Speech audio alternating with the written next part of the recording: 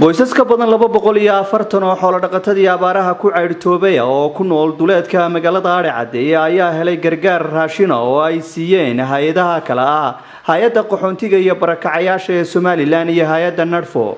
qoysaskan oo ah kuwa ugu nugul ee qabay baahiyo dhanka cuntada ah kuwaas oo muddo 2 bilood aan helin wax raashin ah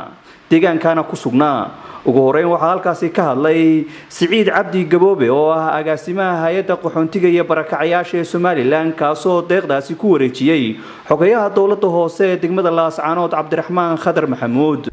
250 qoys deeqdaas ka kooban 8 item. alxamdulillaah rabbil caalamiin kullay gobolka gudoomiyaha gobolka Sool dadaal fara badan buu galay sidee dadkeena tabaalaysan loo caawiyo isagoo la kaashanay xogayaha dawladda gobolka Sool walaalkeeni garab taagan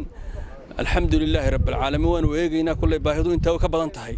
sidoo kale waxa halkaasi ka hadlay xogayaha dawladda hoose Cabdiraxmaan Khadar Maxamuud kaasoo uga mahad celiyay deeqda raashinka ah ee lagu wareejiyay 4 bishii 7 2018 goobtan aan ku suganahay waa magaalada Adhicadeeye gaar ahaan qaybta barakacayaasha oo ay nala joogaan maanta nagu soo booqdeen labada hay'adda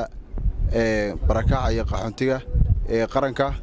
iyo hay'adda Nadhfo iskarabsanaya oo na soo gaarsiiyay deeq raashin ah oo ay ugu tala galeen dadka barakacayaasha ee xooluhu ay ka dhamaadeen ee ku sugan goobtan degan oo ah 3 kaam oo magaalada Adhicadeeye raashinkaas oo ka kooban sida idin sheegeen 8 item baahidu way far badan tahay dadku aad u baahan yahay laakiin insha Allah taala waxaan u gaarsiin doonaa sida ay u kala jilicsan yihiin qolo walba sida dadku ay u kala jilicsan yihiin labada hay'adoodna kulay maanta way nala joogaan indhahooda way ku arki doonaan baahida dadku ay qabaan waxaan leenahay wixii aad soo gaarsiin aad ugu mahadsantihiin wixii inta ay in ka badanna waan idinka sugaynaa waan idinka rajaynaynaa waan idinka gudoonay inta aad soo gaarsiin kaamka barakacayaasha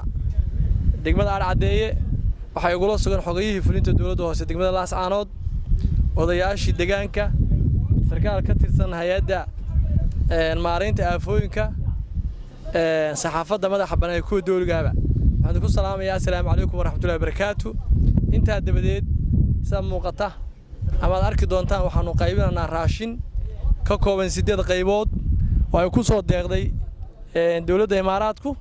ayna soo marisay xukuumadda waxaan uga mahad celinayaa halkan Ilaahay ka sokow xukuumadda iyo madaxweynaha ku nool degmada Adhicadeeye oo aad iyo aad u badan runtii aad baan uga mahad celinaynaa raashinkaas iyo deeqda uu soo gaarsiiyay gudoomiyaha gobolka iyo xogayaha dawladda hoose ee degmada iyo gudoomiyaha hay'adda aad iyo aad baan uga mahad celinaynaa. halkan waa goobta degmada Adhicadeeye waa qaxootiga fara badan la ugu fara badan la eryatan waxa weeye 4 xero oo aad u waaweyn 2,000 iyo something weeye raashinka la kaleena waa raashin aan ku filayn laakiin dadka masaakiinta ugu jilicsan la siin doono haddii la aydmo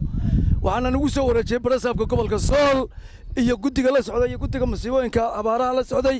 waanu ka gudoonay waxaanu siin doonaa haddii alla aydmo dadka jilicsan ana deegaankaasi degan qoysas ka badan 1800 oo qoys kuwaas oo ah dadkii ku xoolo beelay abaartii ka dhacday dalka. gargaarkana ayaa mid wax weyn ka tari kara dadka ugu nugul ee maanta deeqdaasi la gaarsiiyay.